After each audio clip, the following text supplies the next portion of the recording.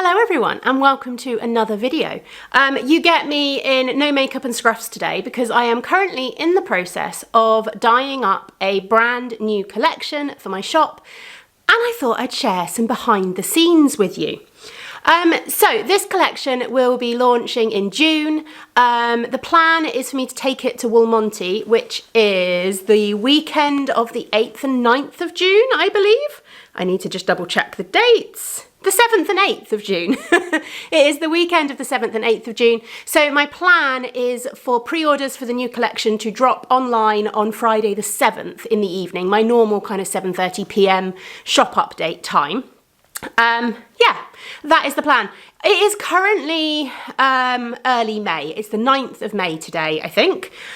So I've got plenty of time to get myself organised with this collection, which is great. And I am recording things in a slightly wonky order because I have actually dyed up all the yarn. Well, I've dyed up all the main colourways. So we will be going back to the past in a little bit for me to share those with you. So yeah, I've got plenty of time to get everything sorted, everything photographed and organised and ready for the collection to launch on time, unlike the Discworld collection that was a little bit chaotic in March and April, I will admit. Life just got busy. I have vastly underestimated, I think, how much happens when you have a child in the last year of primary school. My eldest is in the last year of primary school this year, and in Scotland, term finishes at the end of June. So he's got less than 2 months left in school. And there's been so much going on. He's had a primary 7 show, he has had a primary 7 residential trip, and there's just been more to deal with in terms of like transitions to high school. He gets an enhanced transition because he's dyslexic, so he's been doing extra transition trips up to high school, and we need to start coordinating with the support for learning team at the high school and everything like that. So I have underestimated the impact that is having on my kind of day-to-day life this year. In my mind, everything was just going to carry on as normal and there wouldn't be all of this extra stuff that's going on, but unfortunately there is. So yeah, that is where March and April, I think, completely went for me. But anyway, we're not here to ramble and get the contents of my brain. We are here to talk about the new collection. And I haven't even told you what the theme is yet. We are going right back to one of my childhood favourites, and I am doing a collection based around Enid Blyton's Magic Faraway Tree series. So I think the first book in the series was called The Enchanted Wood, and then the second book was called The Magic Faraway Tree, and then the third book I think is called The Folk of the Faraway Tree. I can't quite remember. But I will be calling the collection the Faraway Tree Collection because I feel like that name is more kind of evokes more of those memories of the stories than the Enchanted Woods, basically. Enchanted Woods could be anything, couldn't it, really? But the Faraway Tree is very much those Enid Blyton stories. So if you don't know the stories, you should absolutely go and read them. They are brilliant. I loved them as a child. We've read them all to Jasper. He absolutely loved them as well. Yeah, basically you follow 3 children who have moved to a new area. I can't quite remember why off the top of my head, but they've moved to a new area, and out the back of their small cottage, they discover a forest, which they obviously go and explore because they're children. And this forest is a magical forest full of all kinds of creatures, and right in the middle of it, they find this massive, massive tree. And when they decide to climb it, they discover there are magical folk living in the tree. And at the very, very, very top of the tree, there is a ladder up into the clouds. And at the top of the ladder, every time they visit the tree, at the top of the ladder is a different world. So we've got everything from like the land of Topsy-Turvy to the land of toys to all kinds of different lands. And they go on adventures with the folk from the Faraway Tree to all of these different lands. So I had great fun sitting down and writing down like all my inspiration ideas, all the characters that I want to base colourways off, and everything like that. And I ended up with a massive list if you've watched one of my videos before where I've gone into depth about the creation of a new collection, you will have seen bits of paper like this in the past, because I tend to design my colourways for new collections roughly on paper with coloured pencils, just to give me a little bit of idea as to how I'm planning them out, if that makes sense. So yeah, that is what I have done. So we started with all of these different possible inspirations, and then I've gone back and I've thought about what colours are going to work for each of the characters and stuff. So to start with, these are all of the names that I had written down, and then we'll go into like the ones that I've decided to stick with. I've gone with 6 colourways for this collection because that always feels like a good number for a collection. I think there might be a couple of solids added to that because I am going to do them as sock sets, so there are going to be contrast minis available, but I have a feeling that some of those contrast minis I may also dye up as 100-gram skeins because I think they'll go very well as like a 2-skein shawl kind of contrast with some of the colourways as well. So we had Jo, Beth and Franny, who are the 3 children. We had Silky, who is the fairy they meet at the tree. We have Moonface. We have the Saucepan Man. We have Dame Washalot. We have the Angry Pixie. We have the Land of Toys. We have, of course, the Faraway Tree. I also had in there pop cakes and toffee shocks, which are like food that the kids eat at points. We had the Slippery Slip, which is a slide down the inside of the tree. It's the quickest and easiest way to get out from the top of the tree. We had Wisha Wisha Wisha, which is like the noise that the trees make when they're talking to each other. And yeah, that's it. I've already said Silky. Silky got moved to the bottom because I changed my colour ideas. So what I've ended up going with is we've gone with Silky, Moonface, Saucepan Man, the Angry Pixie, the Faraway Tree and the Slippery Slip. So there are 6 colours at the moment. I have dyed them all up. And I need to skein them. That's one of my jobs that I'm going to do today. So I will do that in a moment. I will get a few little vloggy bits of doing that. And then we will go through the colourways once they're skeined up. I don't know yet whether I might want to rejig any of them or anything like that. But the general inspiration behind them, and I'll probably talk through this a little bit more when I'm sharing the dyeing, because I might do some voiceover with the dyeing and give you kind of a bit of idea of what I was thinking when I was dyeing them up. But we have Moonface. This will focus. Hang on a second. There we go. So we have Moonface, who is a mix of pale blues with maybe some blue and teals in the speckles. Saucepan Man is a grey base with speckles of colour, because I'm thinking of like his saucepans reflecting the other colours of the Faraway Tree. The Angry Pixie is kind of a pale brown with burgundy and pink speckles for that kind of fierce temper in there. The Faraway Tree... Oh, come back, focus. There we go. The Faraway Tree is olivey greens. And then I've gone in this, I actually said just with green speckles, but it needed something more. So we've got a few purpley speckles in there as well. The Slippery Slip is again a grey with kind of mossy olivey colours, because I'm kind of thinking of like a wooden kind of inside of a tree with like that mossy kind of texture kind of thing. And then Silky, we have got pinks and purples for Silky, but with some slightly duskier kind of tones to it potentially. So yeah, I'm really happy with how the dyeing process went. I was happy with all the colourways. What I just need to do now is get them skeined up and have a little think about how they work together basically, and whether I need to tweak anything or whether I'm happy with them, what colour I'm going to do the contrasts. I'm hoping to dye the contrast minis this afternoon.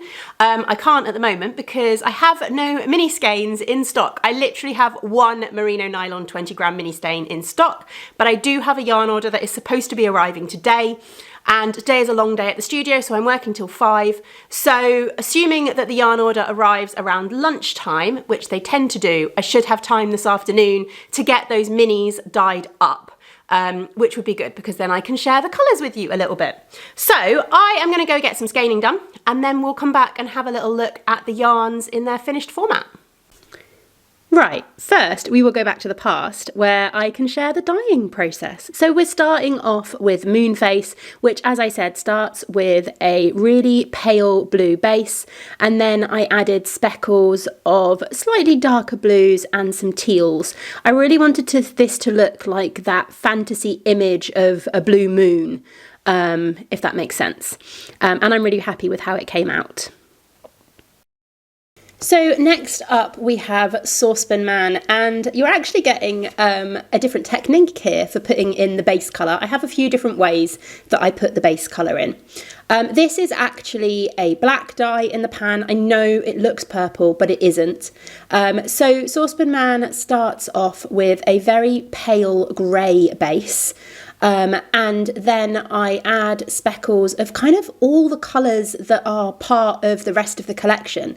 So I think we start with some of the blue that you get in Moonface, and then I add some of the mossy greens that you get in Slippery Slip and Faraway Tree, as well as some of the dusky purples that come across in Silky and in Faraway Tree, and then also some of that reddish pink that you get in the Angry Pixie. So it kind of ties together all of the colours from the collection into one skein. But I was thinking of like the tree reflecting on his saucepans. Next we have the Angry Pixie. I really like how this colour came out. Again, we're going back to the same technique I used for Moonface, and I wanted to start the Angry Pixie with a very kind of natural coloured base. So we went for a golden brown, which I think works really, really nicely. And then I wanted to add speckles that gave kind of the impression of his fiery temper. So I went for some burgundies, but then I also added a hot pink in there, which is quite fun because it does bring, it gets very toned down in the colourway, but it also brings in some of those, like you get some little really hot pink speckles, but it's not too overpowering. I think that's what I'm trying to say. And then finally, because I didn't manage to record all of the colourways, but finally we have the Faraway Tree. And this one starts with an olivey green base.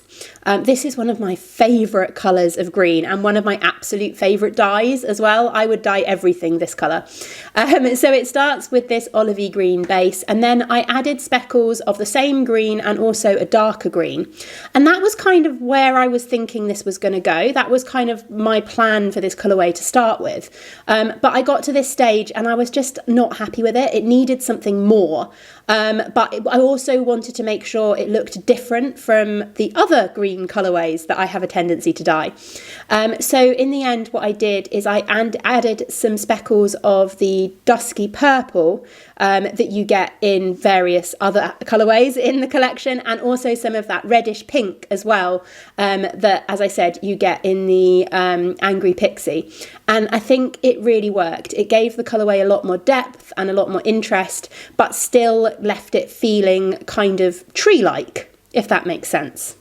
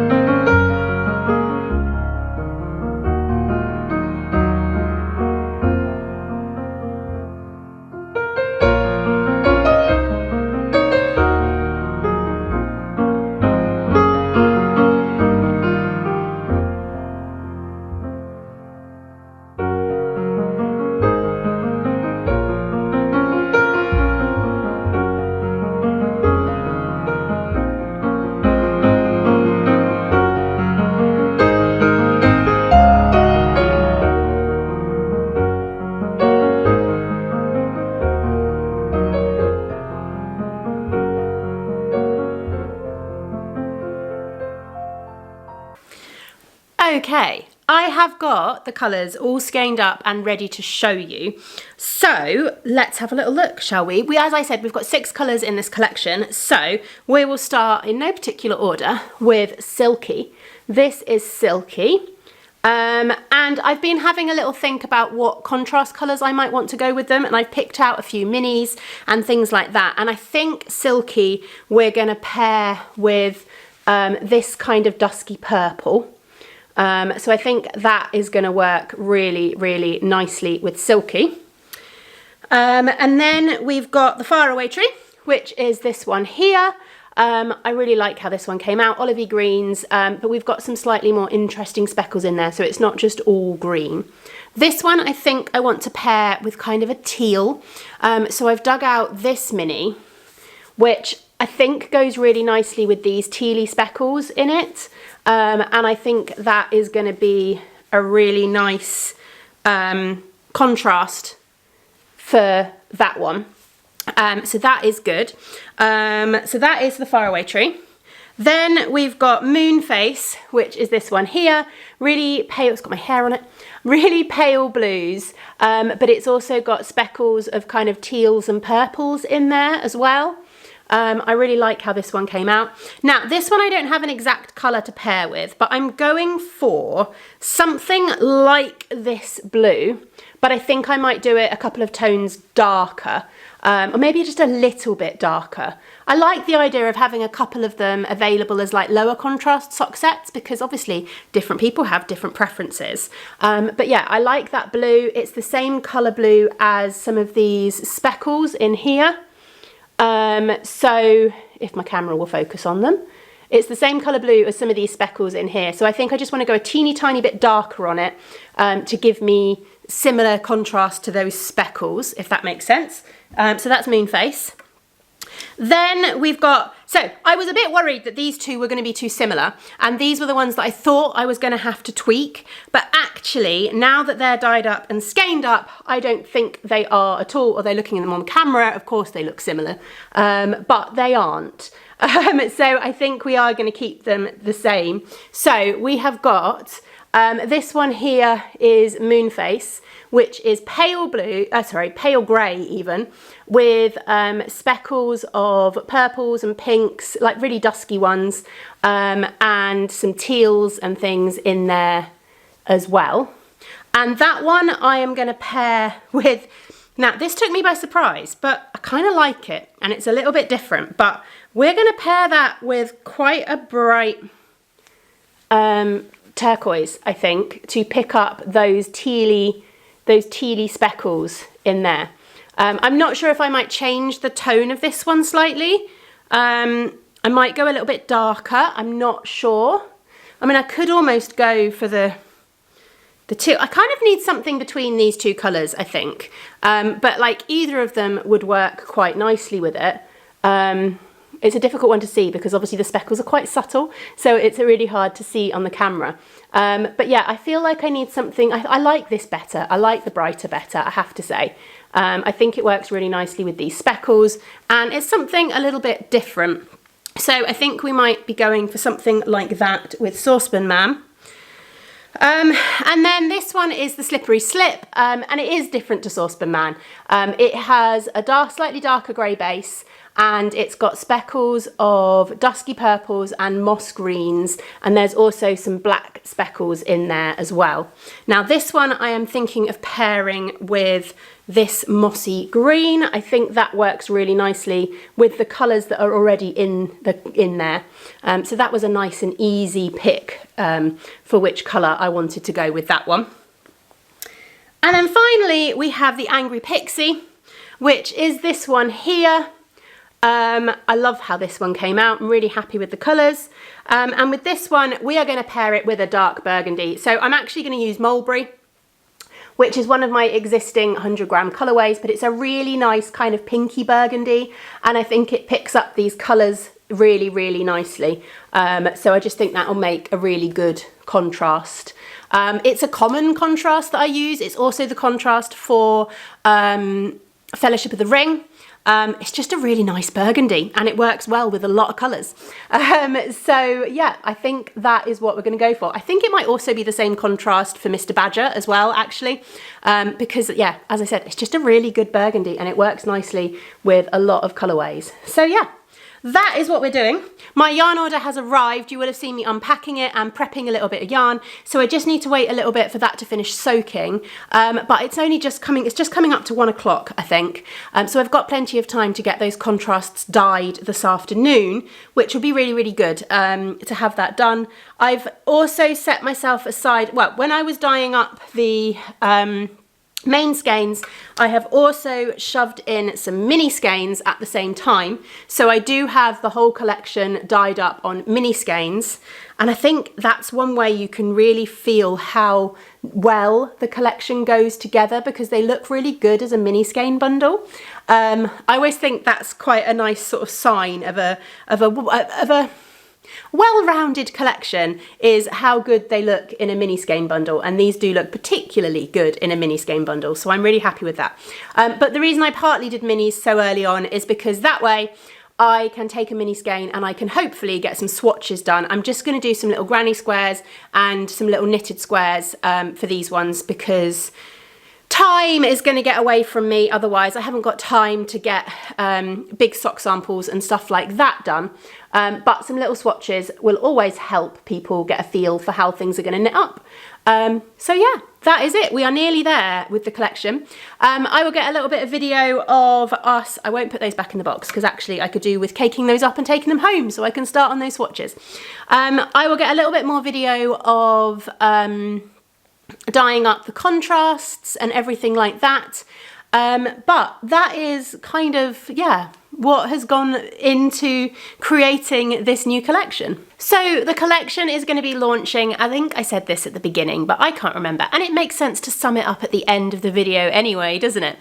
I think the collection is going to be launching online on the 7th of June, and I will be bringing it to Woolmonty, probably mostly in 100 gram skeins. So if you're looking for sock sets, you're more likely to find them through the online pre-order, just because I'm limited as to what I can take to a show and what I'll have space for, and also how much I can get dyed up in advance of the pre-order whilst I'm already prepping for a show, basically.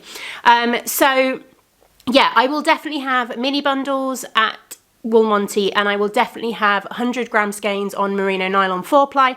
But if you want any other bases, or you want sock sets, then the pre-order online is the best place to get them.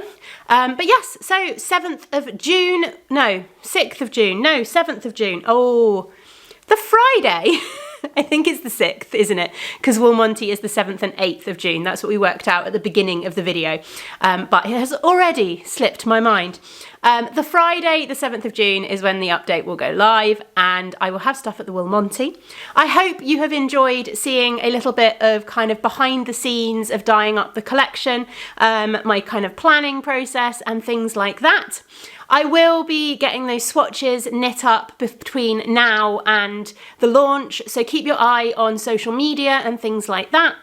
You can also sign up to my email newsletter. There'll be links underneath the video to be able to do that. And yeah, thank you very much for watching. I hope you've enjoyed a little bit of behind the scenes. I will leave you now with a last little bit of dyeing footage. Some it's my favourite type of footage, just dye pouring into pans and then yarn getting soaked into the pans and taking up the dye. It's just magically beautiful. So I will leave you with that as an outro to this video. But I hope you've enjoyed it. Thank you for watching, and I will see you soon. Bye.